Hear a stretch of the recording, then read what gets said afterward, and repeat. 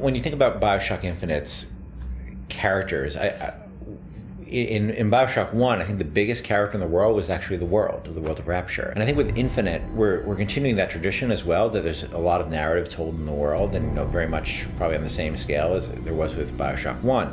But we also saw an opportunity to bring the dynamic element of storytelling to the characters.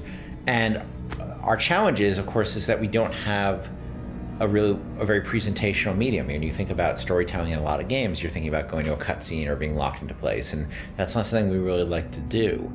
And so we created this character and named two characters, Booker and Elizabeth. One who's a character you inhabit, and the other one is a character that the AI inhabits. Back there at the shop, what you asked me to do. Let's not discuss it. No, what did that thing do to you? If he were to take me back, that's death, Mr. DeWitt. Or something so like it, I cannot tell the difference. Booker is, I think you're gonna see him be multi-dimensional throughout the game. Starts off very, very simple, and if you know history at all, he's a former Pinkerton agent, which those were bad guys. Bad guys feared the Pinkertons. And the fact that he was kicked out of the Pinkerton agency should kind of give you a little bit of insight into what kind of guy he is. He's seen a lot, he's done a lot. He's got a lot to make penance for.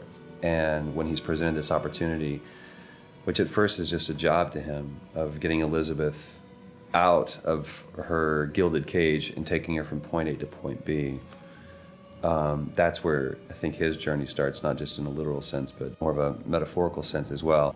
Looks as if some desperate fella called this place home. What does that make us? Liz is interesting because she is really coming of age in this story, and she's figuring out what kind of woman she wants to be, kind of getting out of that little girl thing, which has been, even though she's a little bit older, I think being held captive, I mean, I would assume her whole life, or however long Ken decides, she's been held captive by Songbird. That's kind of halted her growth in terms of defining her independence.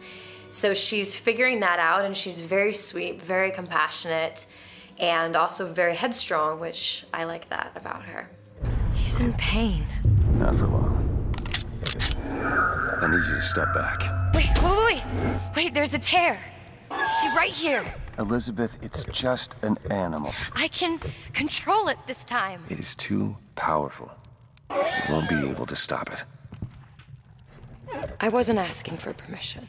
In terms of what I look for in a voice actor, I look for somebody who can inhabit the role. And sometimes they'll bring something to the role that I had no idea, and I'll change the role.